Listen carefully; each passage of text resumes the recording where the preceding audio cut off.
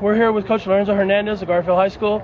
Garfield lost heartbreaker today, 23-0 to Bishop Amat. Coach, I know this was not the way you wanted to open the season, but you got to be proud of the way the guys played, especially in the first half where you held Bishop Amat scoreless after that fluke of a defensive score.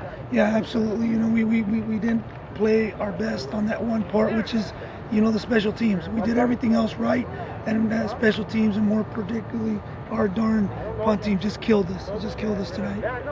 Well, compared to Ruiz's couple of pooches in that first half, he had 20 yards in punting those first two times you got him to punt, and you know they pretty much had some pretty good ones. Talk a little bit about Leonardo's efforts tonight. I mean, he managed to stymie their defense by finding open receivers. Found Delatorre, found Gonzalez, found Fabian, found Delatorre. Talk a little bit about his growth so far. I mean, after this and what you saw during the summer practice. Well, you got to keep in mind, he's a kid that's never played football. He didn't play football ever in his life. This is only his second year. Last year we put him in the fire against Roosevelt, so he's growing really fast. So, you know, we're pretty proud of his accomplishments. He made a key mistake down there. Wide receivers double covered, first down, and he wants to force the ball in there. So he's going to learn. I'm just sad that, you know, the other team has to, you know, sacrifice themselves for mistakes like that.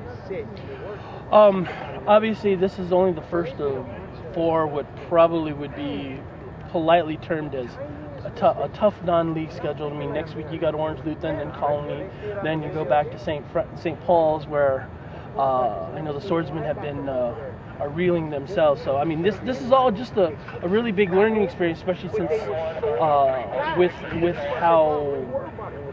how much of a possibility there is in reaching the Division I playoffs if you're only 20 teams eligible for the playoffs. Yeah, absolutely. We're just trying to get better, but you know, we're not really into the sympathy losses. You know, we want to get better and we want to be able to win some games. We don't just schedule them to say, okay, guys, we're just practice. No, to us it means a lot. We prepare a lot, and I'm hoping that these kids grow from this, and the kids that made the key mistakes will learn, and we win some games. Going into Orange Lutheran is going to be quite an interesting thing. It's like it's a perennial powerhouse, and it's a state championship contender every year. So I mean, what do you look at? Obviously, you want to give the guys the best opportunities to play. I mean, you did that the last couple of years when you went up to Birmingham, but nobody really gave you a shot at surprising them, which you did both times. This is kind of what's going to be the standard now for the Bulldogs, isn't it? I mean, these kind of tough non-league opponents, right? Yeah, absolutely. You know, like we said, we wanted to be able to get this program to a point where, you know, we could be proud of ourselves in the community, and we're just trying to get some games that have a little bit more meaning to ourselves in the community. So hopefully we continue to build on that, and, you know, schedule some tough opponents so these kids can grow and grow fast.